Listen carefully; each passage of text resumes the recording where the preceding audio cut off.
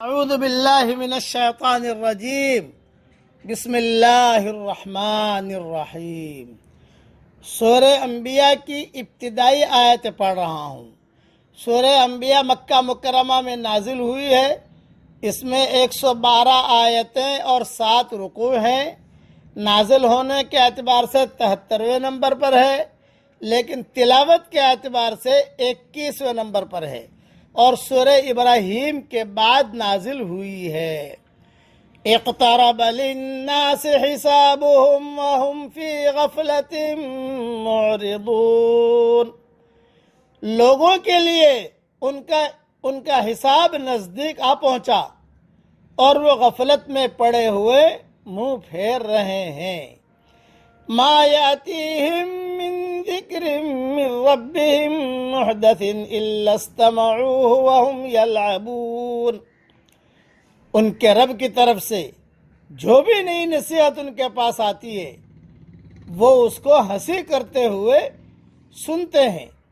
لاہیۃ قلوبہم، ان کے دل غفلت میں پڑے ہوئے ہیں۔ وَأَسَرُّوا النَّجْوَى الَّذِينَ ظَلَمُوا، اور ظالموں نے آپس میں یہ کانا پھوسی کی، هَلْ هَذَا إِلَّا بَشَرٌ مِثْلُكُمْ، کہ یہ شخص تو تمہاری جیسا ایک آدمی ہے۔ أَفَتَأْتُونَ السِّحْرَ وَأَنْتُمْ تُبْصِرُونَ، پھر تم کیوں آنکھوں دیکھے اس کے جادو میں پھنستے ہو۔ قال ربی یعلم القول فی السماء والارض وهو السمیع العلیم، رسول نے کہا کہ میرا رب ہر بات کو جانتا ہے، چاہے وہ آسمان میں ہو یا زمین میں، اور وہ سننے والا جاننے والا ہے۔ اب اس کی تشریح سن لیجئے۔ قیامت سے انسانی غفلت کا بیان ہے۔ موت کی چکی زور زور سے چل رہی ہے اور لوگ غفلتوں میں پڑے ہوئے ہیں۔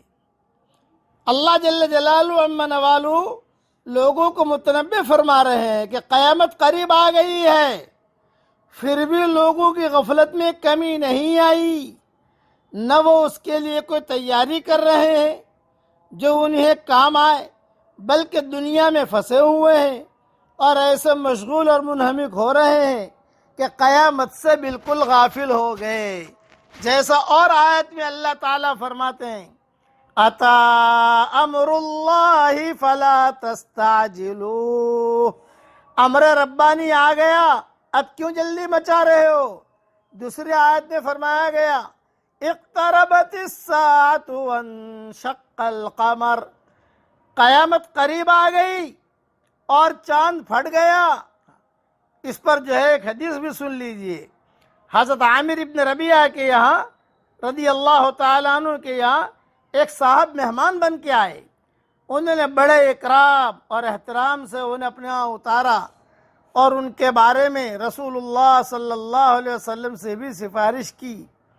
ایک دن یہ بزرگ مہمان ان کے پاس آئے اور کہنے لگے کہ رسول اللہ صلی اللہ علیہ وسلم نے مجھے فلاں وادی عطا فرما دی ہے، میں چاہتا ہوں کہ اس بہترین زمین کا ایک ٹکڑا میں آپ کے نام کر دوں، کہ آپ کو بھی فالغ الباری رہے، ایک پلاٹ آپ کو بھی دے دوں تاکہ آپ کے دھندے میں کام آوے، ہدیہ کروں آپ کو، تاکہ آپ کو بھی فارغ البالی رہے، آپ دین کا کام کر سکیں، اور آپ کے بعد آپ کے بال بچے بھی آسودگی سے گزر کریں، اور آپ کی کچھ ہیلپ بھی ہو جائے گی۔ حضرت عامر رضی اللہ تعالیٰ عنہ نے جواب دیا کہ بھائی مجھے اس کی کوئی ضرورت نہیں، اللہ معاف فرمائے، آج تو اگر 5 جوتے بھی ہو تو بھی آدمی لے لیتا، منع کرنے کا رواج آج کل ہے ہی نہیں، آنے دو جتنا آتا ہے، حلال کھاؤ حرام کھاؤ جو بھی، بس آنے دو۔ اور وہاں یہ تھی، اسی لیے مولانا یوسف صاحب رحمۃ اللہ علیہ نے باب رد المال کا باب باندھا، مال آتا تھا انکار کرتے تھے، ہمیں ضرورت نہیں ہے اس کی۔ یہ حالت مولانا یوسف صاحب رحمۃ اللہ علیہ کی زندگی میں بھی تھی کہ مال آتا تو منع کرتے تھے، ہمیں آپ کی ضرورت ہے، ہمیں مال کی ضرورت نہیں ہے۔ بڑے قصے ہیں، اب مختصر وقت میں کتنے قصے سناؤں۔ تو انہوں نے جواب دیا حضرت عامر نے، بھائی مجھے اس کی کوئی ضرورت نہیں، آج ایک صورت نازل ہوئی ہے، یہی سورہ انبیاء، کہ ہمیں تو دنیا کڑوی معلوم ہونے لگی۔ پھر آپ نے یہی اقترب للناس حسابهم وهم فی غفلۃ معرضون کی آیت جو ہے یہ انہوں نے تلاوت فرمائی۔ اس لیے نصیحت کی بات سنیے، ہر آدمی جو دنیا میں ہے وہ زندگی سے زیادہ موت سے قریب ہے۔ اس اعتبار سے ہر آدمی اپنے روز حساب کے عین کنارے پر کھڑا ہوا ہے، مگر انسان کا حال یہ ہے وہ کسی بھی یاد دہانی پر توجہ نہیں دیتا، خواہ وہ پیغمبر کے ذریعے کرائی جائے یا غیر پیغمبر کے ذریعے کرائی جائے۔ حق کے داعی کی بات کو وہ بس ایک انسان کی بات کہہ کر نظر انداز کر دیتا ہے۔ ہر آدمی یہ بات کرتا ہے کہاں قیامت آئے گی، کہاں کیا ہوگا۔ نہیں، یہ بات نہیں۔ اس لیے قیامت کی تیاری کرنی چاہیے۔ یہ ساری تفصیل جو میں نے بیان کی ہے اور حضرت عامر کا جو قصہ بیان کیا ہے، یہ تفسیر ابن کثیر سے میں نے لیا ہے، وہاں دیکھ لیا جائے۔ اب پڑھیے میرے ساتھ، اللہم اعنا علی ذکرک و شکرک و حسن عبادتک۔ اے ہمارے پیارے اللہ، ہماری امداد کر اپنے ذکر اور اپنے شکر اور اپنے حسن عبادت کے باب میں۔ یہ دعائے مسنون حضرت محمد صلی اللہ علیہ وسلم فرض نماز کے بعد پڑھا کرتے تھے۔ یعنی اللہ تیرا ذکر کرنے کی، شکر کرنے کی تو ہمیں توفیق عطا فرما۔ اللہ تعالیٰ یہ دعائیں ہم سب کے لیے قبول فرمائے، آمین۔ وآخر دعوانا ان الحمدللہ رب العالمین۔